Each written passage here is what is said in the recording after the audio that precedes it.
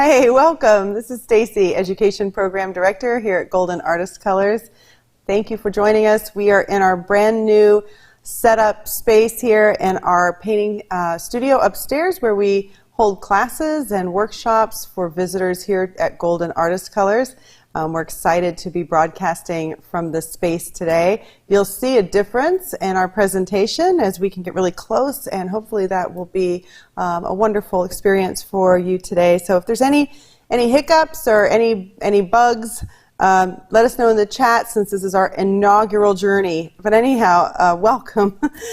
So what we are going to do today is just walk through a palette that was put together by one of our materials specialists, our brand manager, through conversation about what might be a nice choice for urban sketching. So this time of year, a lot of people like to get out. The weather's starting to get really nice in many areas, and going out into the landscape and being able to paint right on site is a joy. So today we're going to look at that palette, do some matching and some swatch outs, and just talk about one option. And we'd love to hear from you in the chat. If you have any questions, our materials specialist will be there to answer, as well as myself. And I do have my trusted colleague here, Allison, who will be calling out questions as well. So nice to see you. Welcome. Okay, so let's go ahead and take a look at this palette. I have a color wheel here, and we'll talk about that in just a moment, that I put together with these colors. But let's run through the colors first. The very first color we have here is Raw Umber. It is a granulating color, and it's pretty much going to act as our neutral in this palette. This is Cobalt Blue. Cobalt Blue is another granulating color, and you can see why we chose it. It's incredibly beautiful, but it's diverse in how it mixes, so we'll show you that in a moment. Cobalt Teal, another popular granulator. We have Quinacridone Red, a nice cool staining red. Quite lovely, and on the warm side we have Quinacridone Gold Deep, which is another staining color. We have a semi-staining color, a nice pop of brightness. That sort of super sunny Benzimidazolone Yellow is fantastic for getting that light pop and mixing those greens. So let's go ahead and look at the color wheel, and then we'll start painting. So the color wheel, went ahead just and made a quick sort of primary, secondary color wheel here for you to just sort of see how these start to mix in color order. We have the Benzimidazolone. Started with more of an intense loaded brush and then let down with some water so you can see those staining qualities here. This is the Benzimidazolone Yellow.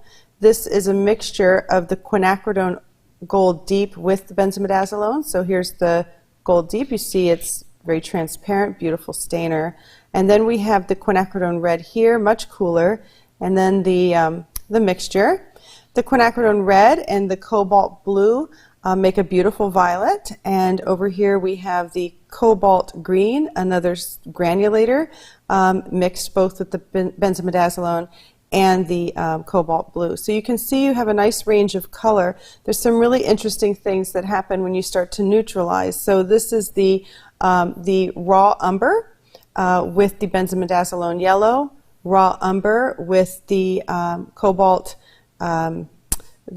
Teal, excuse me, then the Raw Umber with the Cobalt Blue, so you get almost to black here, and then with the Quinacridone Red. These colors also pan really well, so we did this about a week ago and they've set up. We will be doing some short videos later on showing you the difference between wetting out these pans and tube. You won't see much of a difference. That's the giveaway here. So you can join us later for that demonstration. I kind of want to let these continue to dry. They're pretty much there in a week, and they pan really well. So just, you know, a little opportunity there for taking these on the go. You know, if you pan your own colors, that gives you, more versatility for taking them out and painting on site. But for today, let's just go ahead and look at what this palette can do. Now, of course, this is one suggestion. So, there's variations. You can try what you have at home and just think about these color mixtures that we're doing today. They're single pigments, so, you should be able to get a similar result if you have something a little different in the core family and not exactly this. Well, let's go ahead and get started. I'm going to pull out some examples here. There we go.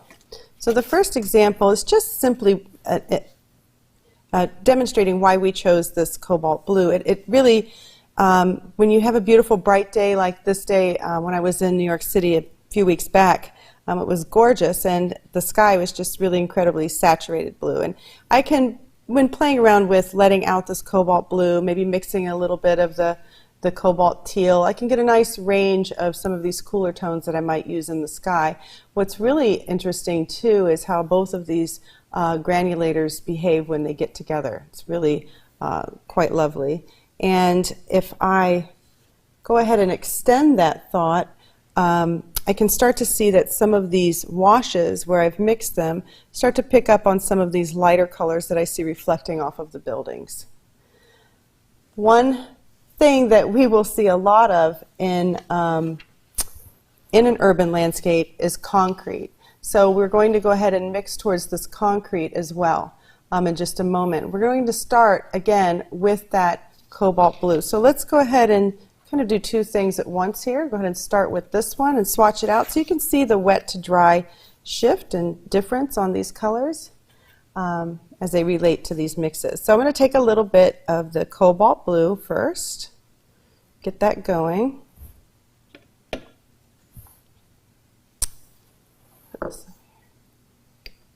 And let that cobalt blue out. And I'm going to add some water to that to just get a little wash. There we go. You can already start to see that texture rise in that beautiful color. And I'm going to take the cobalt teal. How's it looking, everybody, in this new setup? You can really see the paint. We're super excited that we can bring this to you today from this new space. You can really see the granulation of these colors up close now. There we go. So this wash that I just did will dry very similarly to this. And you can see that you get a range of some of those cooler tones in here. So that's a very simple mix, you know, that's just right there on your palette. We'll get into some more complex color choices here in just a second, but you can see why those might work for you. So let's go ahead and keep going with this cobalt blue. Let's talk about this concrete here. Concrete, you know, it's going to read differently depending on the weather, depending on the light, depending on the patina on the concrete. So I went ahead and did a couple of mixes here.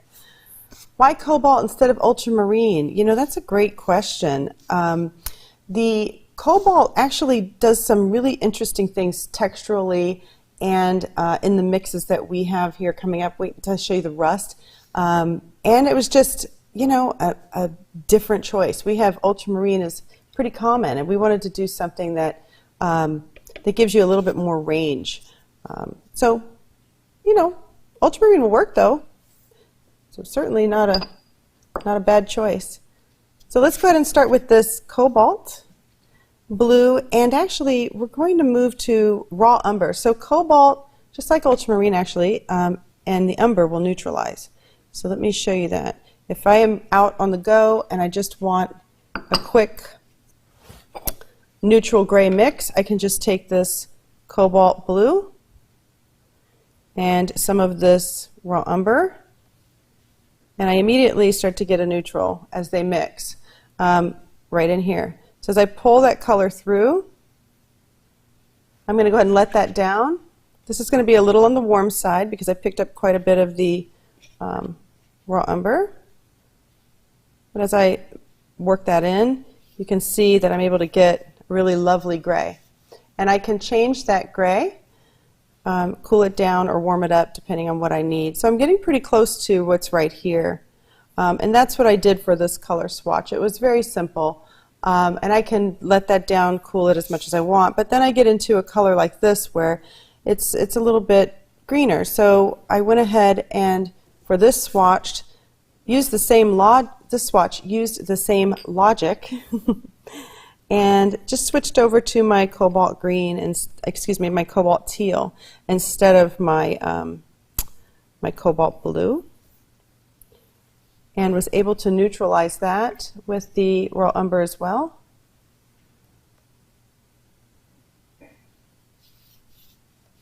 And I'm just going to pull that out. Probably use a tiny bit more of the raw umber in here. And just that little change is going to get me a lot closer as it dries to the concrete color that is here. Probably could use a tiny bit more of that raw umber. There we go. So these are some of the rationales for building this palette. Is we're getting the texture and we're getting close to these interesting neutrals while still retaining enough chroma in the palette to have pop when you want it. So let's go ahead and look at another choice. So in that same vein on the concrete, here's a building that's been painted, and using that same logic of letting the cobalt blue be neutralized by another color to get closer to what you see here. This was actually a little bit of the Quinacridone Red, and pulled that over here with the cobalt blue, and then I brought in the raw umber to neutralize it down a little bit. Same logic, just sneaking in that other color to warm or cool up your your neutral here. So that's pretty close to the building in this area here. All right, are there any questions out there? Well, the materials and application specialist and a couple of our staff members that are in the comments have been answering them. Oh, great. But lots of compliments on the new space. People can really see the colors, the lighting, the sound is great. So I think that we should call this a success. Hey, so if you can't hear Allison, she was saying that our material specialists have been catching most of the questions in the chat, which is terrific, and that so far so good on the new equipment, and that you can really see what's going on, which was our goal, so we're very happy to hear that. It's translating well. That's great. Thank you, Allison. So here I want to show you the Quinacridone Gold Deep with some of the Cobalt Blue. This makes a beautiful steel color, and you can adjust, where you might have little rusty bits like I have on this bridge. So let's go ahead and take a look at that. This is another really easy mix that goes a long way when you're out there painting in a landscape that might have something like this. So I just let down some of that Cobalt Blue. I'm going to load up this end here again. And I'm going to take in this Quinacridone Gold. Now I'm going to do it a little at a time because this color is really intense, and it's a stainer. If you've never worked with this before, it is very, very beautiful color. And as you can see, it's going to bring out that rust, that little bit of rust in this mixture right here. So I'm going to start with a little bit at a time. You can see it starts to neutralize a little bit, but it's a lot warmer than that, than what we saw with that raw umber. And I'm going to pull that through that wash. I'm going to just bring in some water so you can start to see how I got to where this is. Now this is a lot cooler, greener, so I can bring in a little bit more of that quinacridone again until I get the right temperature. Now of course you can mix in your dish or mix on a palette, but if I'm out with pans on a palette to go and I'm out on the street corner and I've got myself set up to paint, or I'm sitting on a bench, I might be mixing in my pan, or it might be mixing on my painting. That's really up to you. So as this starts to set up and dry, that warmth will rise, but that's how I achieved this mixture here. Okay. All right, so let's move on. All right, the next one's kind of blew my mind. I kind of saved my favorite for last, so that's the honest to goodness truth. All right, this is the second to last. Brick. Brick is everywhere. So there's a few ways to get, these different various colors in the brick, and I would say that for my base color, I'm kind of going with that Quinacridone Gold Deep. But I'm going to cool it down with my Quinacridone Red, and I'm going to neutralize it a little bit with my Cobalt Teal. So let me show you how I got to these different colors here. Okay, so this is simply a mixture of the Quinacridone Gold Deep. Pick up a bit more paint. And the Cobalt Teal. So I'm just going to take this, pull it out in a wash. There we go. So pretty. It's like sunshine. So it is snowing in upstate New York right now. But we will have beautiful weather very soon this weekend. All right, so that's just so pretty and sunny. And now I'm going to pick up a little bit of this Cobalt Teal. Not too much. I'm going to pull it in here and start to neutralize this a little bit. Pick up a little bit more of this. There we go. And now you start to see that brown rise, but it stays sort of really warm and golden. And I have to say it's a little darker in person than it is on that camera up close. But as we zoom out, you can see that the value is very similar. This will dry with these little bits of texture because the cobalt is granulating, and that pigment will rise a little bit, which gives you that beautiful patina like you'd see on an old brick. Now we're going to do something similar here with the Quinacridone Red. So I'm going to start again with the Quinacridone Gold. It's a nice way to get going for this color space. Go back to a wash, just so I can show you, you know, the different levels of this color. And I'm going to bring in now the Quinacridone Red. Oops. Which is that cooler red from we looked at on the color wheel. Bring that in. But now it feels really like beautiful and high chroma and kind of fruity. So I want to neutralize it a little bit, bring it down. So what I'm going to actually use this time is I could use a little of the teal, but I'm actually going to switch things up on you, and I'm going to go to the raw umber for this one. Because I don't want to go all the way to that green. I want this to feel more like, you know, like my sample up here, a little cooler, not as hot. So this raw umber will neutralize this more towards that reddish brown. There we go. And if I bring that raw umber into the wash over here, that will settle down all of that color. And we'll start to see something closer to this. Wonderful. Okay, terrific. So as I switch to our last paint out, swatch out, do we have any questions? I see a lot of them, but I don't see all of the questions because it's scrolling, and as I'm demoing, I don't see them all, and I do see a lot of them are being answered. Yeah, the materials and applications team are just on it today. They're on it all the time, but they've got all the questions for you already. Yeah, all right. Well, I'm just going to have fun then and do my thing. That's great. All right, so here's my favorite. I know it's selfish, but I saved the best, in my opinion, for last. I absolutely love this. This is rust. And the really neat thing about this is this rust color is built on the Cobalt Blue, which is that granulating blue color. And if you look over here in this thinner wash where it's really let out, that blue rises.